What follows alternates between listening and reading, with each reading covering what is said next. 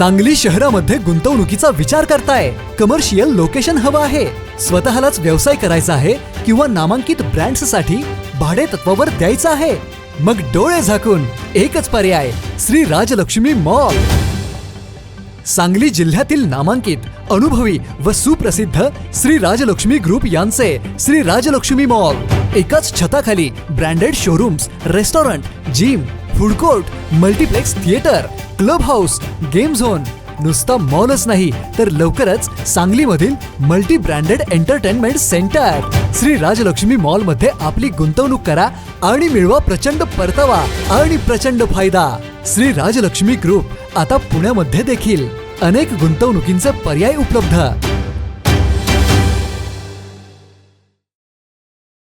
हातात कप पैसे दिलेले, कमळ उगवायचा प्रश्न नाही, वाळवंटच आहे. चहा प्रत्येकाला लागतो आणि तो चहाचा कप हातात लागतो. पॅनेल एक नंबर आहे. मला कळालं की इथला आमदार म्हणतोय की प्राणी संग्रहालय आणायचं आहे. आमचा कोल्हापूरचा हत्ती वडून नेला. प्राणी संग्रहालय काढायला परवानगी नाकारल्या, हा म्हणतोय प्राणी संग्रहालय. मला तर असं वाटतंय संग्रहालय काढून एका पिंजऱ्यात शाला बसवतील, दुसऱ्या पिंजऱ्यात मोदीला बसवतील, तिसऱ्या पिंजऱ्यात आमचा मुख्यमंत्री फडणवीसला बसवतील, आणि लय चांगला म्हटलं तर पालकमंत्री आमचा चांगला आहे, तो चित्ता म्हणून बसवतो. काय घोषणा करायची?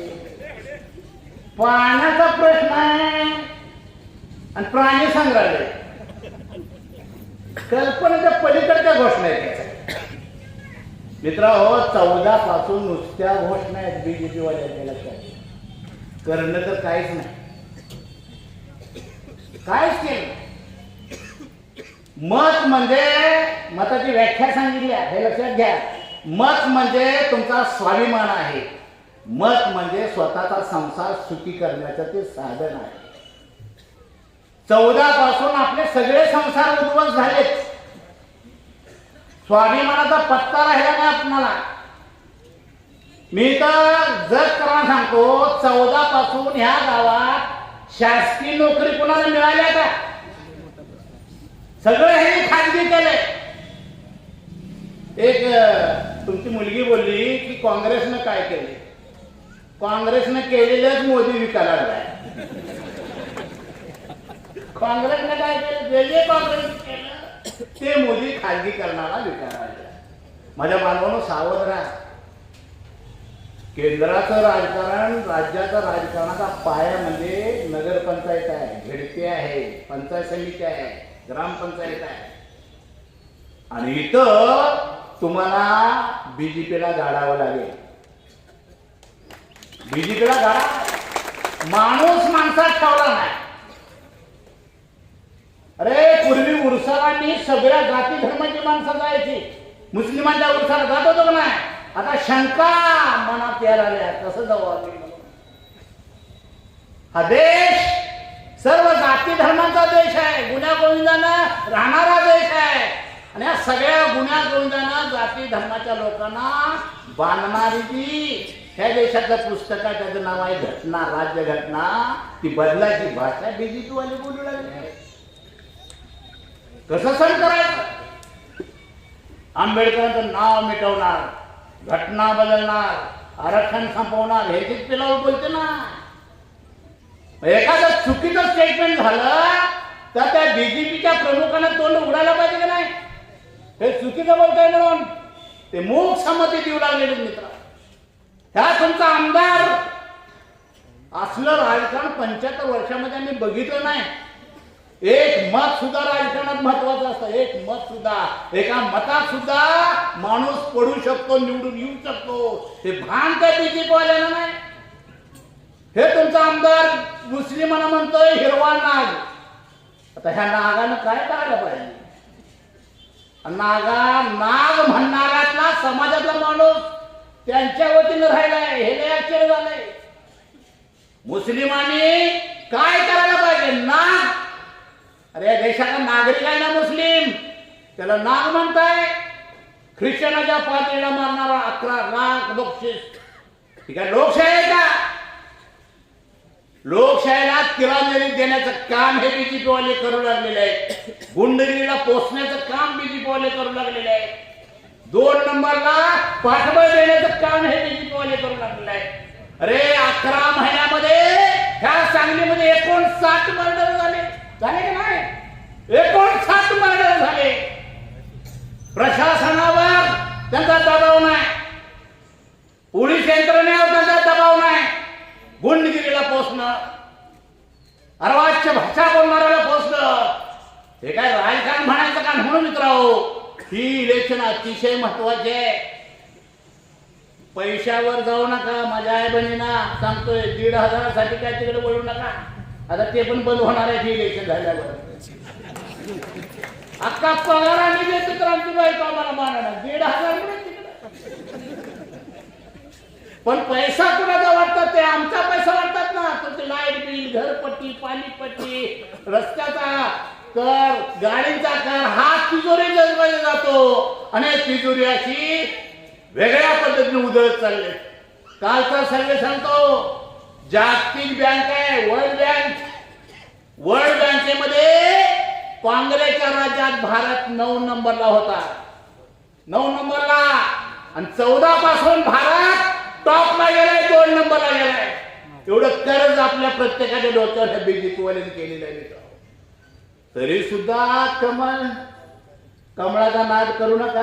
कमळाचं एक वैशिष्ट्य आहे, कमळ फुललं की घू घू घू करत भोंगा येतोय मध्ये बसतोय.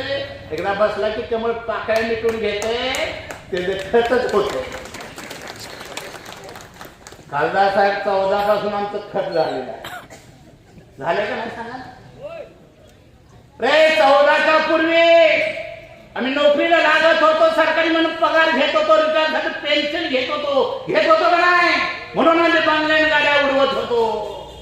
मोदी सत्तेत आले, कशा आले? अच्छे दिन आने वाले, अच्छे दिन आने वाले. आम्हाला वाटलं काय तर चांगलं तर भरभरून मतं टाकली. 9 लाखाचा सोन्याचा कोटच घालून गेली बाहेर. 14 पासून मी त्या शिकलेल्या तरुणांना सांगतोय, हाय का तुम्हाला खात्री नोकरीची? लागलाच नोकरीला तर सरकारी मला पगार आहे का? आणि रिटर्न खातं पेन्शन आहे का? उद्ध्वस्त झाले आपण, उद्ध्वस्त. शेतकरी बांधवांनो, तुमची शेती राहत नाही आणि थोड्या दिवसात सगळे जागतिक भांडवलदार येऊ लागलेले आहेत. सेज नावाचा एक कायदा आहे. सेज नावाचा तो करार असा आहे, परकी भांडवलदाराला ह्या भागातली 100, 200, 500, 10-12 गावची जमीन जर पसंत पडली तर केंद्र सरकार परस्पर ती जमीन विकणार आणि बँकेचं पत्र तुम्हाला येणार. एवढं एकरानं पैसे तो घेऊन पडल्यात घेऊन जा. त्या करारामध्ये शेतकऱ्याची सही नाही. रायगडची 51 गावची जमीन विकली. पत्र आल्यानंतर एनडी पाटलांनी मोर्चे काढले. तो कज्जा कोर्टात आहे मित्रांनो. शेतकऱ्याची शेती राहणार नाही. तरुणांना शिकलेल्याला काम मिळणार नाही. लागला तर सरकारने पगार नाही, रिटायर झालं पेन्शन नाही. मी त्या खोकावाल्याला दुकानदाराला सांगतो, एक दिवस हे तुम्हाला सगळं बंद करावं लागेल का? त्या तुमच्या मालाला मोठे मॉल येणार आहेत. मॉल येणार आहेत का नाही? सुई पासून मटणापर्यंत त्या मॉल मध्ये सगळे मिळणार आहे. मग कशाला पाहिजे पानपट्टी? कशाला पाहिजे ही दुकान? हे सगळं भांडवलदाराच्या घशात ते घालत चाललेले आहेत. कर्ज काढायचं जागतिक बँकेचं ना अदानी ना अंबानीला कर्ज माफ करायचं, हे धंदे ह्या बीजेपी वाल्यांचे चाललेले आहेत. लोकशाहीला तो कलंक आहे माझ्या बांधवांनो. बीजेपी नावाचा पक्ष बारीक मासे खात खात मोठा झालाय, लक्षात घ्या. आणि महाराष्ट्रात 2 मासे लागल्यात गळाला. एक अजितदादाचं घड्याळ लागलंय आणि शिंदेची मशाल लागल्या. 2 हिशोबात लागले. दोघंही संपणार. असं चाललंय. बहुजन समाज सत्तेत येऊ नये, आलाच तर प्रमुख स्थान येऊ नये, त्याच्या हातात सत्ता जाऊ नये, ही नीती बीजेपी वाल्यांची आहे. जेव्हा केंद्रातून सरकार बघा, बघा केंद्राचे कॅबिनेट मध्ये तुमचं कोण आहे का? सांगा एखादं नाव कॅबिनेट मध्ये. बीजेपीच्या कॅबिनेट मंत्रिमंडळामध्ये हे साई माळी केली तांबे कुस्ती नाळी दंगल सुतार लवर कुमार मांग महाडोर तमर साडी गोसावी कैकाली पाच समाज मराठा कुस्ती मराठा कोणच नाही. संघवालेच आहेत सगळे.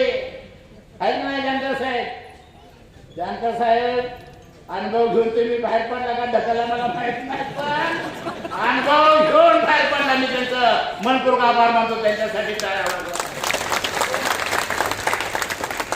आपलं कोण नाही. संरक्षण मंत्री त्यांचाच. आणि राफेल उडवताना काय केलंय? लिंबूच ठेवलाय उडव म्हटला. या असली पिलावर सत्यता आपण आणल्या.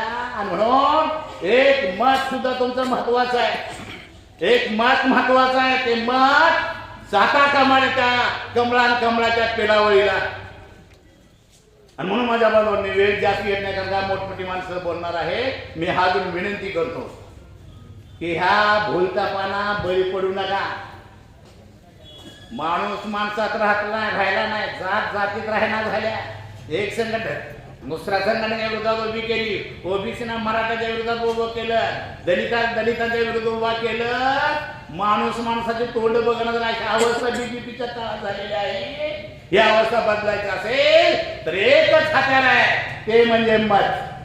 तुम्ही मोर्चे आंदोलन निदर्शन कोणते वटत नाहीत. ते त्याला भीक घालत नाही. अरे 1.25 वर्ष शेतकरी दिल्लीच्या सीमेवर बसला का नाही? 1.25 वर्ष. घटना काय सांगते? एखादं मोठं आंदोलन जर राज्य लेवलचं देशव्यापी तयार झालं तर पंतप्रधानांसमोर जाऊन चर्चा करून ते आंदोलन संपवायला पाहिजे. 1.25 वर्ष शेतकरी बसला. 750 शेतकरी मेले का नाही? एक दिवस सुद्धा या देशाचा पंतप्रधान नरेंद्र मोदी त्यांना चर्चेला गेलेला नाही. लोकशाही सांगते या देशाचा लोकशाहीचा खाम पत्रकार आहे. पंतप्रधान पत्रकाराच्या समोर पत्रकार परिषदा घेतल्या पाहिजेत. प्रश्नांना उत्तर दिली पाहिजेत. 14 पासून पंतप्रधानाच्या समोर नरेंद्र मोदी आलेला घ्यायला म्हणायची का लोकशाही?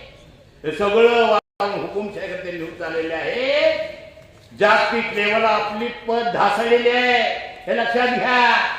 ते म्हणतात आर्थिक दृष्ट्या भारत 5 नंबरला आहे. खोट आहे ते. दरडोई उत्पन्नाचा सर्वे झालाय. भारत 144 नंबरला गेलेला आहे. दरडोई उत्पन्नामध्ये आपण 144 नंबरला आहे आणि म्हणतात मी 5 नंबरला आहे. कुठं दिसतंय विकास सांगा ना. आणि म्हणून माझ्या बांधवांनो, हे सगळा लोकशाहीला घातक पिलावळ त्यांनी तयार केलेली आहे. बहुजन समाजाला उद्ध्वस्त कसं करता येईल, त्यांना भिके कंगाल कसं करता येईल, शिक्षणापासून दूर कसं ठेवता येणार आहे. 15,000 शाळा प्राथमिक शाळा बंद केल्या का नाही? ज्या 15,000 शाळा बंद केल्या. आजचा पेपर वाचा. 20,000 शिक्षक कमी होत आहेत. आज सकाळ पुढारीला बातमी. 15,000 शाळा प्राथमिक शाळा बंद झाल्या. 20 लाख विद्यार्थी शाळेपासून वंचित राहणार आहे. खेड्या पाड्यावर वाड्या वस्त्यावर शाळा होत्या. अर्धा पोरं शिकत होती. क्रायटेरिया लावलाय 20 विद्यार्थ्याच्या आज जर शाळा असेल ती बंद. अशा 15,000 शाळा बंद केल्या. काय ह्याचा अर्थ आहे? अरे अमेरिकेमध्ये एका विद्यार्थ्यासाठी रेल्वे जात्या. एका विद्यार्थ्यासाठी शिक्षण महत्वाचं आहे. हे शिक्षण उद्ध्वस्त करण्याचं काम हे बीजेपी वाले करतात. कुंभमेळ्याला 14,000 कोटी दिले. माझ्या बांधवांनो, कुंभमेळ्याला 14,000 कोटीची तरतूद केल्या. आणि सायन्सच्या परिषदेला म्हटले पैसे नाहीत आमच्याकडे. सायन्सची परिषद जागतिक लेवलची आहे, त्याला पैसे मागायला गेल्यानंतर 100 कोटी फक्त मिळतील. आणि कुंभमेळ्याला 14,000 कोटी. आणि ते 14,000 कोटी शेतकऱ्याचं कर्ज माफ करा ना. शेतकरी सुखी राहिला. सोनं महाग झालं. 1,30,000 तोळा. काय त्याच्यामध्ये डावा त्यांचा. सोनं गरिबांनी घेऊच नाही आणि गरिबांनी सोनं विकलंच पाहिजे. दर जास्त आला म्हणून गरीब विकायला सोनं आणि 2 व्हीलर गाडी घ्यायला लागलाय. गाडी तर मिळते म्हणून तुमच्याकडे सोनं राहणार नाही. हे सगळं अतिशय भयानक राजकारण ते करू लागलेले आहेत. म्हणून माझ्या बांधवांनो, शेतकऱ्याच्या मालाला भाव नाही. काय 1,30,000 तोळा सोना काय करा सोन्यासारखं पीक मी कमवणारा शेतकरी उपाशी आहे. या सगळ्या प्रक्रियेमध्ये बीजेपी बहुजन समाजाला उद्ध्वस्त करून पाहतोय. तेव्हा मी हा अजून विनंती करतो. आज मी खात्रीने सांगतो हे पॅनल निवडून येणारच. कारण सगळे उमेदवार बोलके आहेत. बोलणाऱ्या काय विकत न बोलणाऱ्याचा ढोल सुद्धा विकत नाही. ती पट्टी आमच्या नानाने लावलेली आहे. मला नगराध्यक्ष तुम्हाला मिळणार आहे. लढाऊ आहे, पुरोगामी आहे, सगळ्याचा विचार करणार आहे.